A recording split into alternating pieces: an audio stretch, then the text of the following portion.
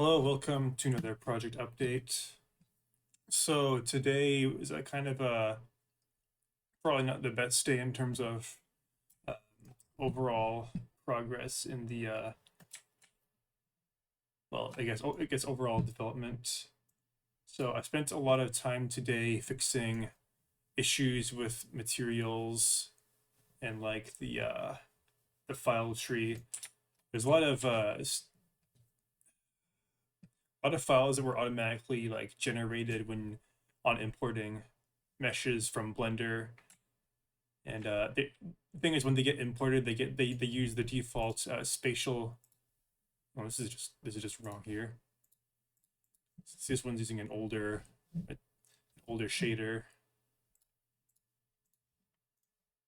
There we go. Oh, never mind. Yeah, it's like a whole bunch of material, a whole bunch of like meshes. When you import them from Blender, they generate like this spatial material default thing that has like the texture applied. And I don't want to use a spatial material. I want to use a shader.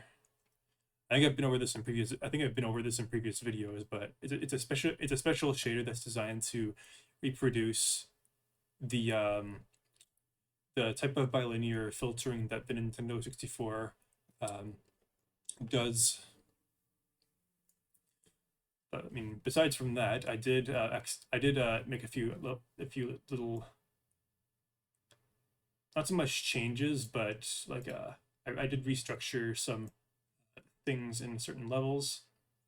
I think I mentioned this in previous videos, but I've been going through different levels and taking all the geometry and putting it into its own separate scene to, well, just kind of help organize things, and also to make it so that I can, like, if I want to, like, during a cutscene, for example, I can instantiate an instance of a level without actually like loading the player into the level. Yeah, it just kind of makes things a bit more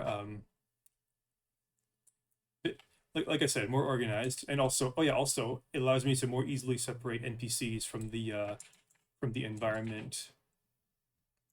Right. For example, in this scene, all of this is in this here. So if I open this, you'll see that I have just the geometry without any real lighting data.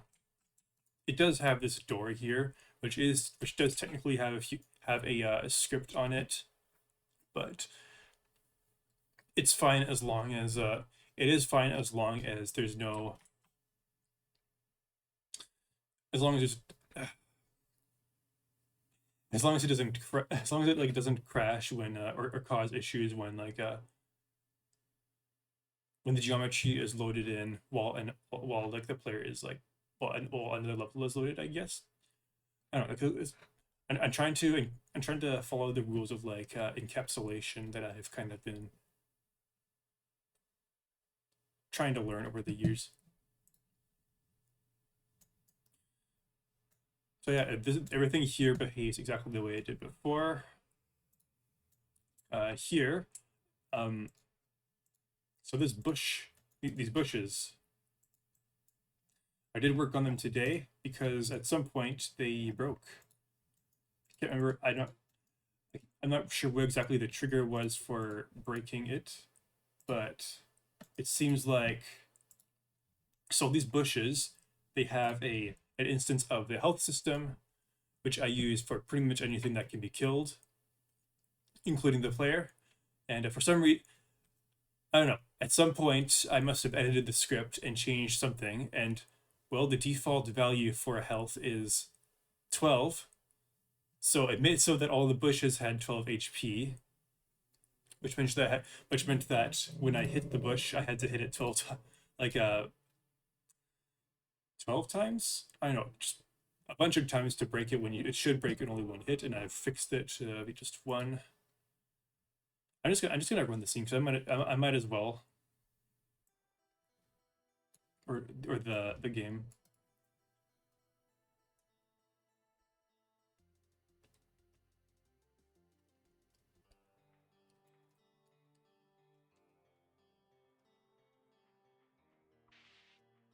Oh yeah.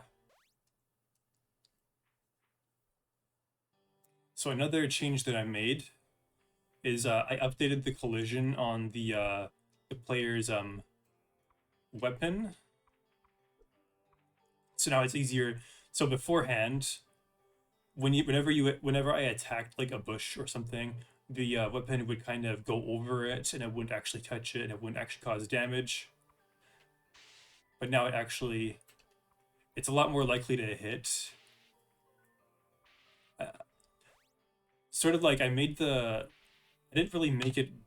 I didn't make the collider bigger, but what I did do is I added an additional, um, I guess.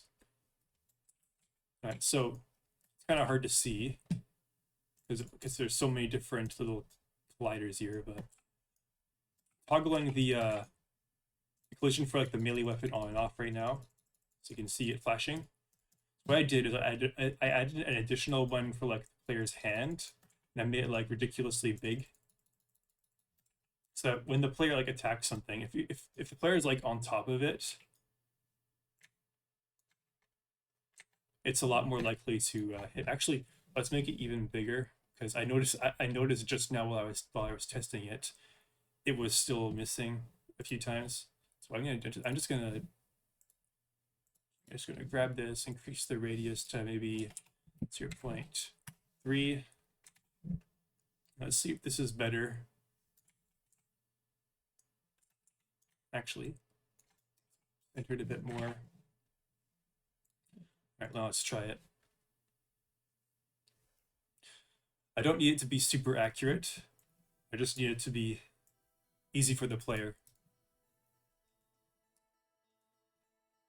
So like imagine you're swinging at something and it just misses it due to like something that you just because of the animation that played. Let's try it now.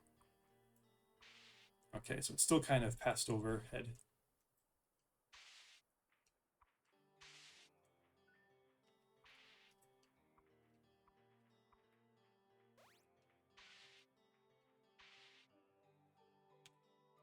All right. I don't really notice a difference, but I think it's probably better.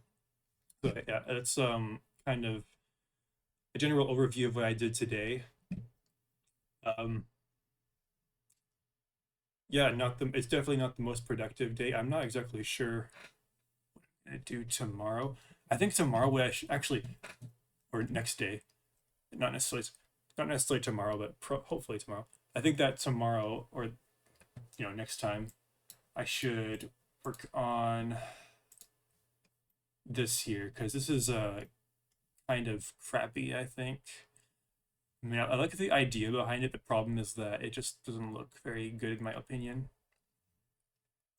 In case you're wondering, I'm trying to make it look kind of like, Legend of Zelda. Like the inventory screen that you see in that game. Yeah, anyways, that's probably it for today. I'll see you next time. Bye-bye.